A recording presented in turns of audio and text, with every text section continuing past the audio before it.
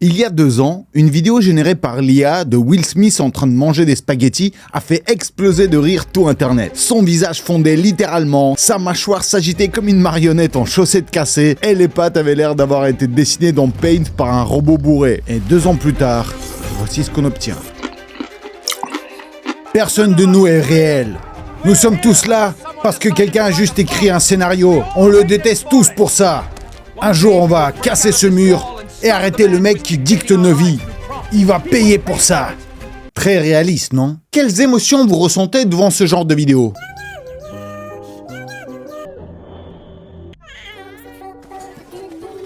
Il n'y a pas si longtemps, OpenAI a dévoilé son nouveau bébé, avec une toute nouvelle capacité à générer des images. Et comme d'habitude, Internet s'est transformé en un défilé de neurones surexcités. D'un coup, on a vu débarquer des tonnes de créations, des héros de vieux mèmes version Ghibli, des persos de GTA qui ressemblent à des vrais gens, beaucoup de trop vrais. J'ai l'impression de l'avoir croisé chez Franprix. La technologie est devenue virale en un clic. Mais très vite, un doute s'est installé. Et si dans pas longtemps, il n'y avait plus que des images générées par des bots sur le net? Un espèce de monde uniforme, lisse, sans aspérité ni bug humain. Le grand lissage algorithmique. Les moches, ils vont commencer à se sentir seuls. On a comme une impression que le web devient mort. Avant, tu pouvais passer des heures en ligne à apprendre des trucs, tomber sur un forum obscur, te faire des potes, discuter avec eux. Maintenant, ce sont des chatbots qui répondent à ta place, les algorithmes qui choisissent ce que tu vois, et les IA qui font les devoirs mieux que toi. Visiblement, l'intelligence artificielle a fini par se bouffer elle-même. Elle a tellement recyclé ses propres créations qu'elle a commencé à collapser en boucle, comme un serpent qui se mange la queue. Sauf que le serpent ici,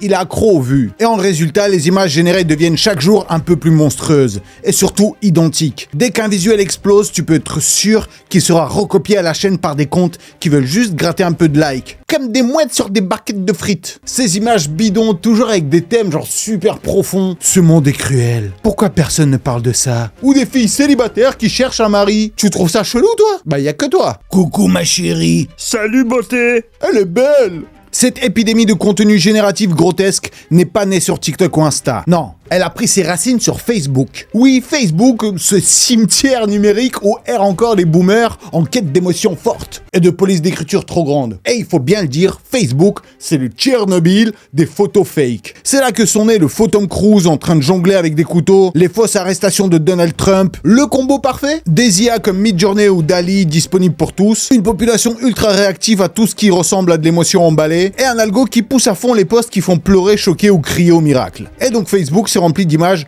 volontairement cheloues, avec des Jésus sur une trottinette céleste, des gosses malades surnommés le petit génie créatif. C'est un génie. Des Simpsons version gélatine radioactive, des vieilles dames de 3000 ans qui fêtent tous leur anniversaire le même jour, et des bricolages qui ressemblent à des accidents d'atelier d'art plastique. Même la France n'a pas été épargnée. Tu te rappelles de cette fameuse image du noix fait en brioche, qui a fait des milliers de likes, toujours avec ce genre de légende bidon. Oh, je suis sûr que cette photo ne fera jamais autant de likes qu'une fille sur Instagram. Alors la recette reste toujours la même. Émotion facile plus image absurde plus commentaires de boomers attendris égale virus visuel. Et pendant que j'explorais ces galeries pour schizophrènes, désolé j'ai pas trouvé d'autres mots, un truc me tournait en boucle dans la tête.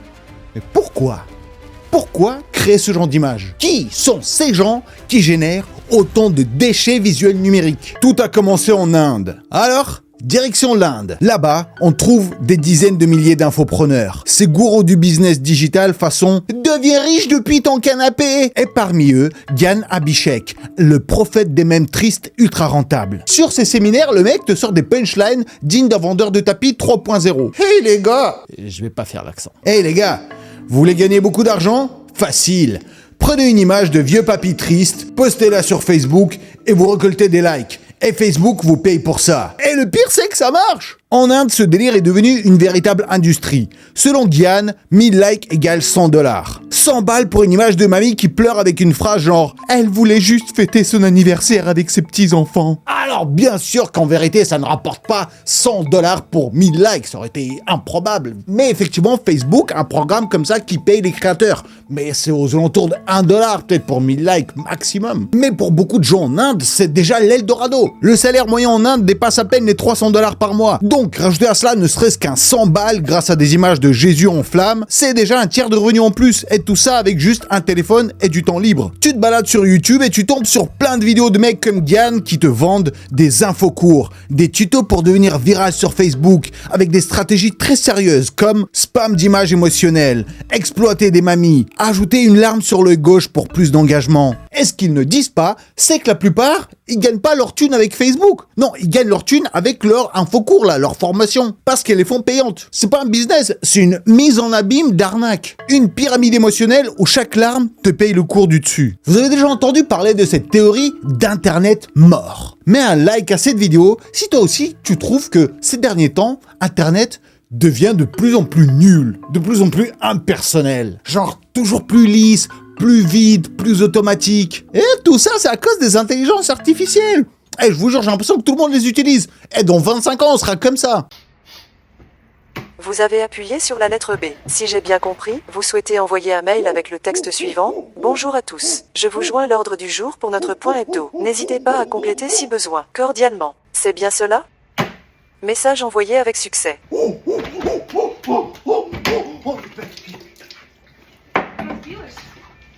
D'ailleurs, on va faire un petit sondage maison. Est-ce que tu utilises ChatGPT toi ou pas? Dans les commentaires, tu me mets soit GPT, soit j'ai pas pété. J'ai 35 ans, oui. Et on va jouer à un jeu pour ceux qui veulent, c'est dans les commentaires, écris un commentaire type comme si c'était un bot. Et nous, on doit deviner, est-ce que t'es un bot ou pas? Et maintenant, dites-moi, êtes-vous prêt à découvrir pourquoi Internet sera mort dans les quelques années à venir? Alors, c'est parti! Internet est mort. Alors, depuis ces dernières années, la théorie de Internet est mort gagne de plus en plus de terrain. Selon les adeptes, Internet aurait rendu l'âme il y a 5-6 ans. Aujourd'hui, à part toi qui regarde la vidéo et moi, il reste plus grand monde, hein.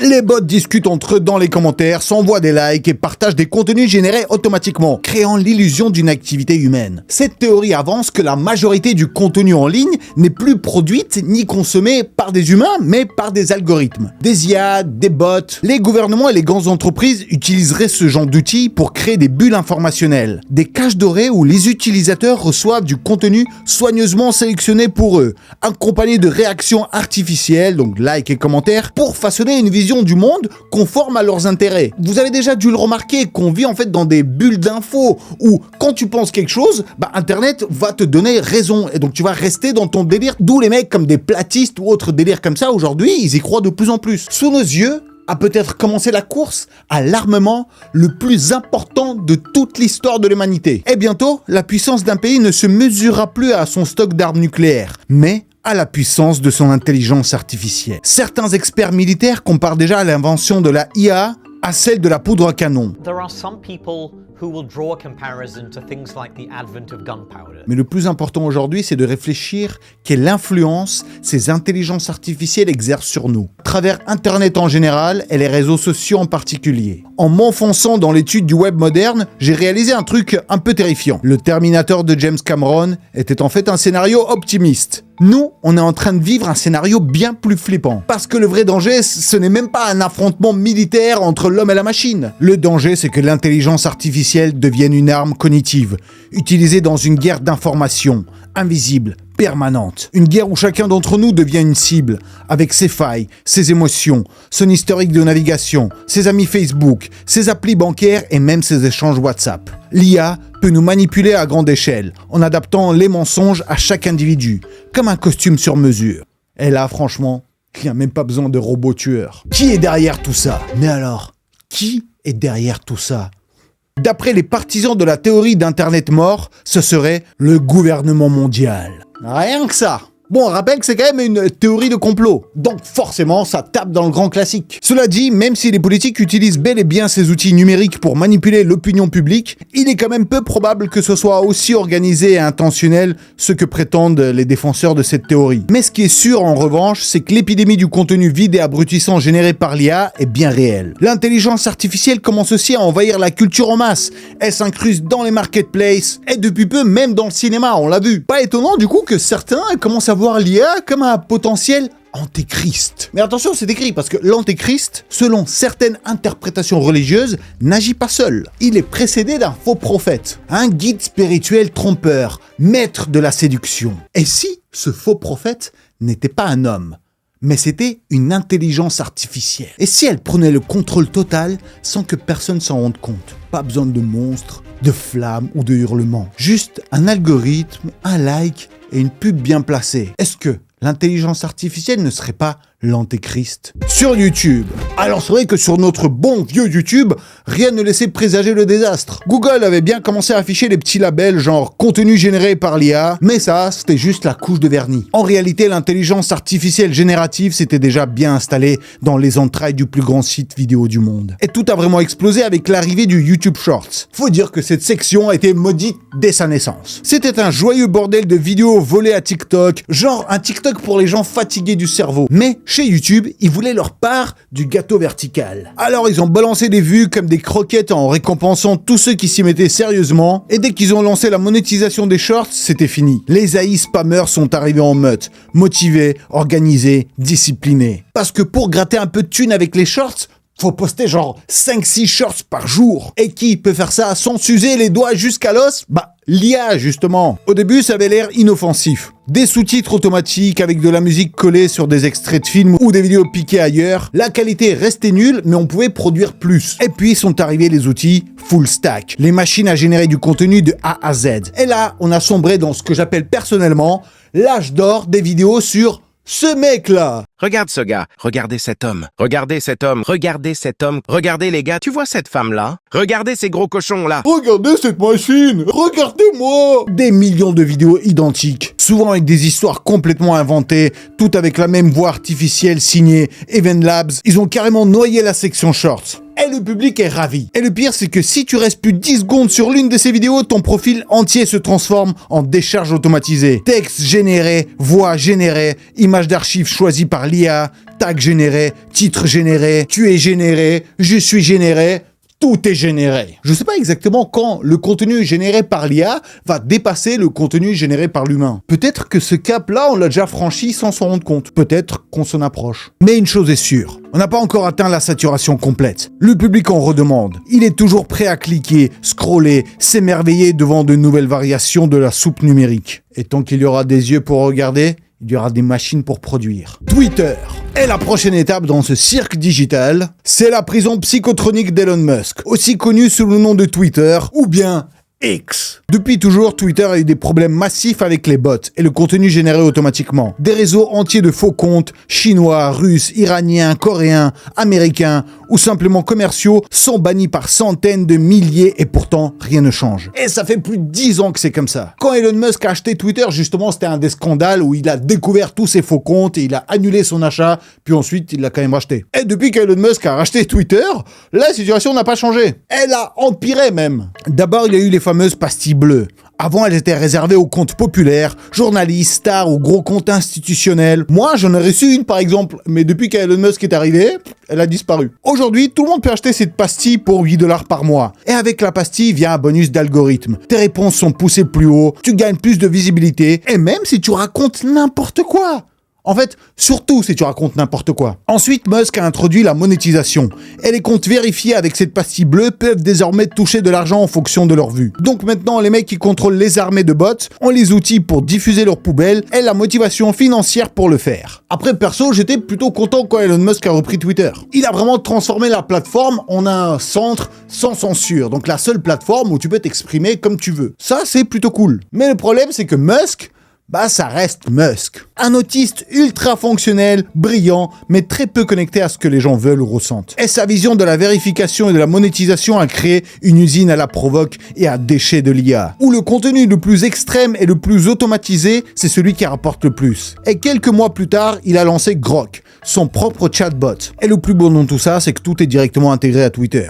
Donc en résumé, un milliardaire excentrique rachète un réseau social pour pouvoir y dire des trucs pas politiquement corrects, puis il y colle une intelligence artificielle tout aussi pas politiquement correcte. Donc en résultat, Twitter, ou X si vous êtes dans l'idée de rebranding, est devenu la dernière zone libre d'Internet occidental. Et évidemment, le résultat, c'est exactement ce que tout le monde avait prévu. La plateforme s'est faite inonder par des générations IA au goût douteux. Entre l'antisémie, le néonat, et des trucs qui font tourner de l'œil n'importe quel progressiste. Trump sauve des chatons de migrants haïtiens qui veulent les manger. Trump chevauchant un chat. Des méchants jujus devant un drapeau Is contrôle les banques. Spoiler, les annonceurs et les publicitaires n'ont pas trop kiffé l'ambiance. Ils ont tous commencé à boycotter X à tel point que Musk, vexé comme jamais, a carrément porté plainte pour entente illégale. Évidemment, ça n'a mené nulle part. Mais bon, il faut bien prendre l'argent quelque part, donc Twitter a simplement baissé sa modération sur les pubs. Et maintenant, 90% de la timeline sponsorisée, c'est des scams crypto, des pubs bizarres générées par l'IA. Et j'imagine que vous en avez marre de voir ces pubs pour des faux jeux mobiles. Et d'ailleurs, Michael Youn qui a fait des pubs pour un vrai jeu qui s'inspirait des faux jeux mobiles. Alors franchement, je trouve ça de très mauvais goût, même si ça a bien buzzé, même s'ils ont payé à balle Twitter pour qu'ils le relaient au max, pour qu'ils te spamment avec ça. Moi, j'aime pas du tout ces méthodes de pub. Donc, par précaution, ne téléchargez pas cette merde. On sait jamais, ça se trouve, c'est faux aussi. Alors, si quelqu'un espère encore que Twitter sous Musk deviendra l'agora numérique de notre époque, faut malheureusement vous avouer que le choix reste le même. C'est le caca de gauche contre le caca de droite, et tout ça recouvert aujourd'hui par une purée d'IA. Google. Google.com est un moteur de recherche pur. Pas de météo, pas de feed d'actualité, pas de liens sponsorisés, pas de pub, aucune distraction. Juste un site de recherche rapide. Chez Google, notre mission, c'est de rendre l'information mondiale accessible et utile. Je sais pas vous, mais aujourd'hui, utiliser Google, ça devient de plus en plus bizarre, de plus en plus flou. Ça semble moins direct qu'avant. Avant, tu tapais un truc sur Google et t'avais tout de suite plein de liens utiles en rapport avec ta recherche. Mais maintenant, apparemment, le moyen le plus efficace de trouver une info, c'est de discuter 10 minutes avec un robot, avec une IA. Comment on fait pour éteindre un incendie? Alors bien sûr, comme tout le monde, j'utilise encore Google. J'utilise même pour écrire cette vidéo. Mais comme beaucoup de gens, j'ai l'impression qu'il y a un truc qui cloche. Qu'il y a un truc pas net. Un des trucs qui m'a beaucoup interpellé, c'est ce post sur Reddit. Le mec a écrit « Je viens de regarder John Wick 4 et j'ai voulu chercher s'il faisait un 5e. Et voilà l'état lamentable de Google et d'Internet en 2025. » Donc le mec a juste tapé John Wick 5, qui n'existe pas, et donc Google, en haut, il lui a mis des liens vers le casting et des critiques d'un film qui n'est pas encore sorti. Les images sous John Wick chapitre 5, des trailers générés par l'IA ou des articles purement spéculatifs. Dans le coin, le nom d'un réalisateur qui n'a jamais été confirmé, un deuxième lien en top stories, encore un faux site généré par une IA, et puis même une page IMDb complètement vide parce que oui, ce film n'existe pas officiellement. Et tout en bas, après avoir scrollé à travers toute cette décharge numérique, tu trouves enfin une ligne vaguement utile, une phrase au milieu d'un long article qui te dit que le film est envisagé mais que personne ne bosse dessus. Super, merci Internet. Franchement, je regrette l'époque où pas d'infos voulait dire pas de résultat. C'est ça un moteur de recherche qui fonctionne. Tu poses une question et t'as une vraie réponse. Ou alors rien s'il n'y a pas de réponse. Arrête de m'inventer des fakes et des fausses réponses juste pour satisfaire ma curiosité. Mais maintenant, je crois qu'on s'est juste habitué à la pollution. Mais ça n'a pas toujours été comme ça. C'était à l'époque où Internet était encore vivant. Création d'Internet. Alors depuis son apparition, Internet est devenu pour beaucoup un second foyer. Ou pour être plus précis, une seconde réalité. Et ce n'est pas étonnant. Avec l'évolution du cerveau humain est née la pensée abstraite. Et c'est justement cette capacité à penser de manière abstraite qui a permis à l'homme de faire un saut immense dans son développement. Et après cette révolution, la culture humaine a commencé à se développer à une vitesse folle. Le langage apparaît, puis un espace commun d'idées. Les humains se mettent à transmettre des récits, d'abord sous forme orale, des mythes et des légendes, ensuite sur des tablettes d'argile, des reliefs sculptés,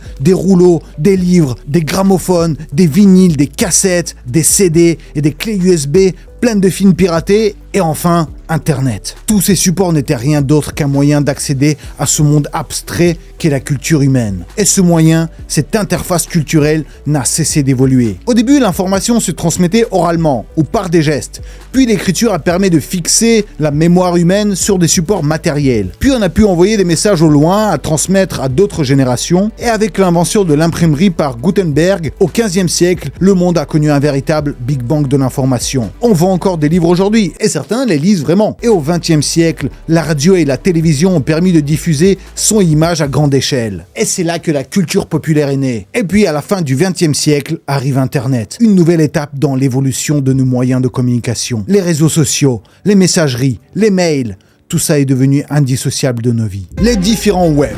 Aujourd'hui, on est habitué à diviser l'histoire du web en 3 grandes époques. Web 1.0, Web 2.0 et Web 3.0. Le Web 1.0, c'est l'Internet des années 90 jusqu'à les années 2000. C'était l'époque des sites statiques. L'utilisateur était tout simplement un lecteur, il consommait du contenu sans pouvoir interagir. Les pages HTML qui s'affichaient comme des brochures, pas de commentaires, pas de likes, pas de vidéos de chat qui danse. Puis vers le milieu des années 2000 arrive le Web 2.0. Et là tout change. Internet devient interactif. Les utilisateurs commencent non seulement à lire, mais aussi à créer du contenu. Les réseaux sociaux s'optimisent à la fois pour les spectateurs et pour les créateurs. Et c'est à ce moment-là qu'apparaissent les mécaniques qu'on connaît tous aujourd'hui. Les commentaires, les likes, les partages. C'est l'âge d'or de Facebook, Instagram, Twitter et YouTube. Ça s'appelle des plateformes UGC, User Generated Content, où le contenu est généré par l'utilisateur lui-même. C'est cette transformation qui a permis à Internet de gagner la guerre de l'attention, contre les livres, la radio et même la télévision.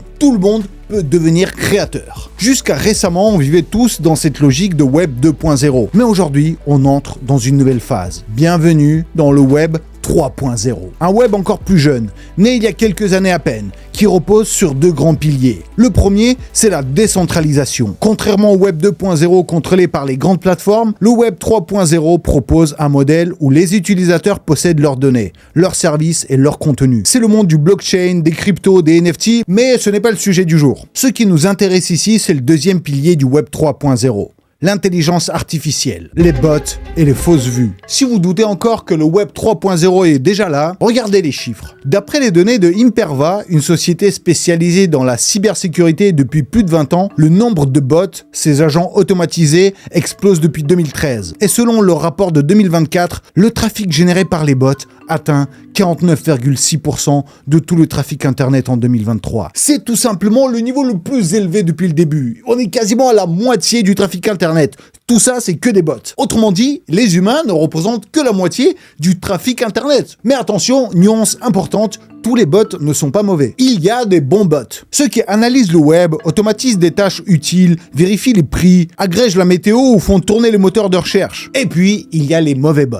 Ceux fabriqués par des hackers, des arnaqueurs, des spammers ou de revendeurs automatisés. Les mauvais bots font des attaques de DDoS, du vol de mots de passe, du spam, de l'achat automatique de produits pour les revendre plus cher, et surtout des fausses vues et des faux likes. Et selon ces mêmes stats, ce sont malheureusement les mauvais bots qui augmentent le plus vite. Pourquoi ? Bien sûr, à cause de l'argent. Le business de la triche numérique est immense. Des vues achetées égale une image boostée égale de l'influence, des contrats, du pouvoir symbolique. Des artistes achètent des vues pour paraître plus populaires, les marques achètent de l'engagement, des comptes gonflent leurs chiffres pour manipuler l'opinion, parce que dans l'internet d'aujourd'hui, la perception vaut souvent plus que la réalité. Lutter contre les bots. YouTube et les géants de la tech mènent une vraie guerre acharnée contre les gonflements de vues, car leur bien le plus précieux, c'est la confiance des annonceurs. Ceux-ci payent pour que leurs pubs soient vues par des vrais humains, pas par des scripts en Java qui cliquent en boucle. Mais selon l'analyse d'une autre société, d'après eux, ce ne serait pas 50%, mais carrément 80% du trafic internet qui serait aujourd'hui généré par des bots. En 2024, 781 milliards de dollars ont été dépensés dans le monde pour de la publicité en ligne. Et selon ces données, les bots ont vu pour 624 milliards de dollars de pub. Autrement dit, la majorité du budget pub est partie en fumée. Et dans cette guerre numérique, il y a un petit détail piquant. En 2024, ChatGPT à lui seul a représenté 13% du trafic mondial des bots.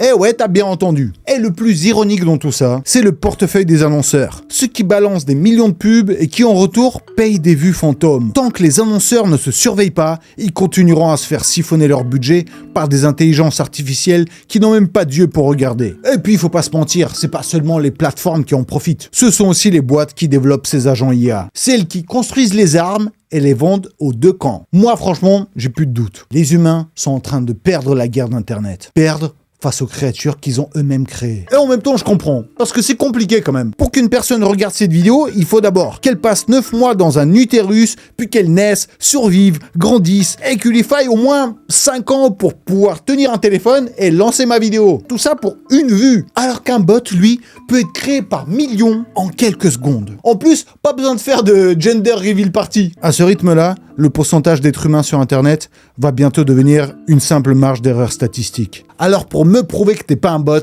like cette vidéo et mets un vrai commentaire pour dire ce que tu penses de cette théorie de Internet mort et en général de l'Internet et des IA. Moi, je vous fais d'énormes yagalakis numériques. Je vous envoie à tout le monde, hein, même aux bots. Je vous embrasse et j'ai déjà hâte de vous retrouver à la prochaine vidéo qui va arriver effectivement, mais très